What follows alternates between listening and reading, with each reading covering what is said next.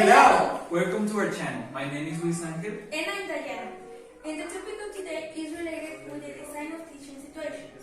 We're going to present several topics related to this subject that are the different learning domains, as well as the differences between learning objective, learning target, and learning goals.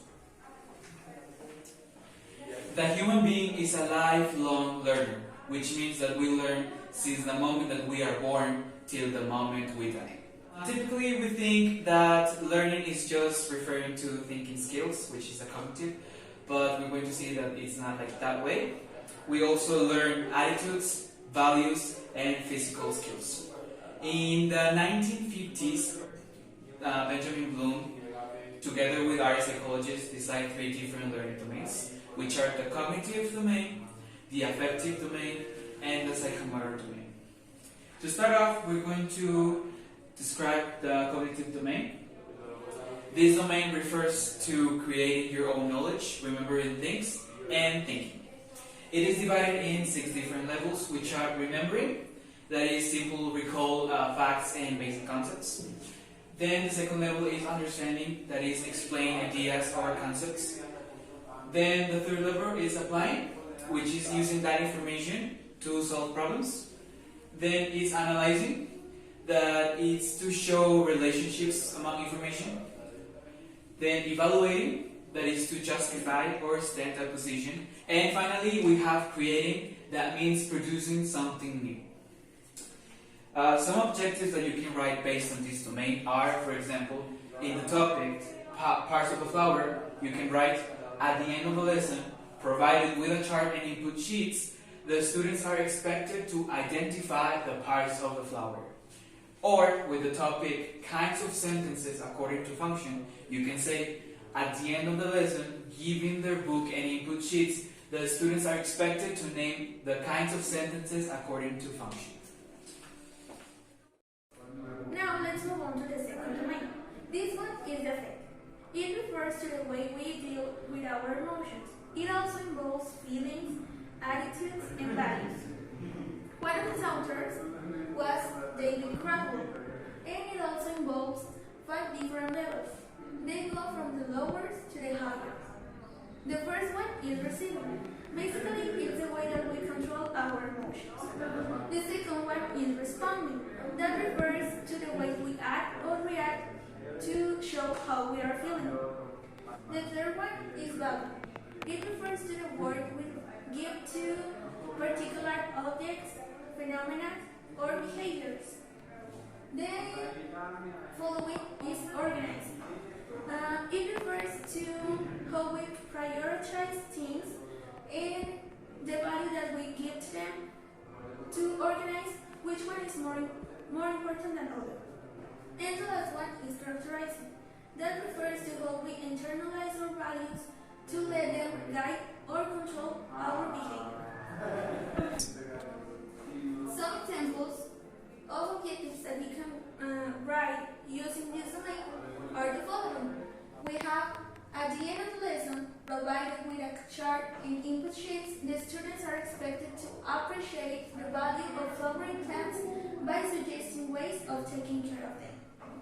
And using the second topic, kinds of sentences according to function, we have, at the end of the lesson, given their book and input sheets, the students are expected to demonstrate proper communication skills by role-playing presentation. And lastly, we have the psychomotor domain. This domain refers to the use of motor skills, coordination, and physical movements. It is composed by 5 different levels, which are imitation. This is basically learned by watching or imitating actions. Then manipulation, actions that you follow by instructions. Then precision is when the performance becomes more exact. Articulation is when you can perform several skills at the same time, or actions. And finally, naturalizations, which is do these actions automatically. This is a taxonomy that was revised by R.H. Dave in 1975. Well, we know that it was him, but we couldn't find a picture. Some objectives that you can write using this domain are using the example of parts of the flower. At the end of the lesson, provided with a chart and input sheets, the students are expected to color code the parts of the flower with the appropriate label using coloring materials. Or with the topic kinds of sentences according to function, we have at the end of the lesson, given their book and input sheets, the students are expected to write examples for each kind of sentence. Now let's see the next topic, that is learning objective versus learning targets. A learning objective is a brief, clear, and specific statement made by teachers that refers of what students will be able to do at the end of a class, lesson, or unit. A learning target is something very similar. It's a statement that refers of what the student will be able to do at the end of a lesson, unit, or term. Maybe you're wondering, what's the difference? Well, learning objectives are more focused on teacher and on what they expected about their students. And learning targets are more focused on the students, and they are written into a student-friendly language. Talking about learning targets, we have 4 different types. The first one is for knowledge, that refers to all the facts and concepts that students will know. Then we have reasoning. Students use the knowledge that they already have to solve a problem. The next one is skills. Using both knowledge and reasoning, they use them to perform skillfully. And the last one is product. They gather the first 3 that we already mentioned to create something. Then we have some examples of each of them. The first one is for learning objective, and it says, at the end of the lesson, provided with input sheets, the students are expected to solve math exercises of multiplication and division.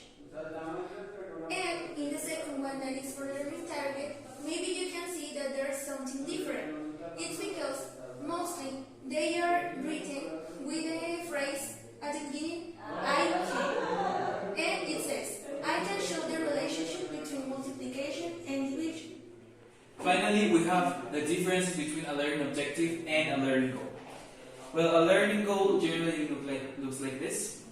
It refers to a statement that describes in general what the students will be able to do at the end of a course. And a learning objective or a learning target look like this. As you can see, a goal is more general than an objective or a target.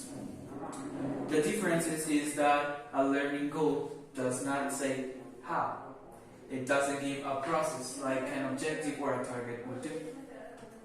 Some examples are in a learning objective, for example, at the end of a lesson, the students will be able to recall the 4 basic operations of arithmetic.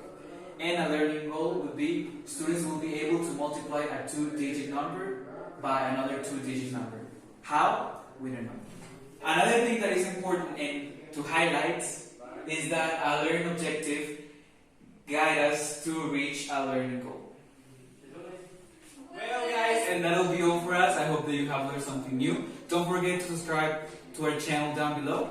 Don't forget to give a like and also follow us in our social media. Our Instagrams are going to appear right here. And thank you so much for watching.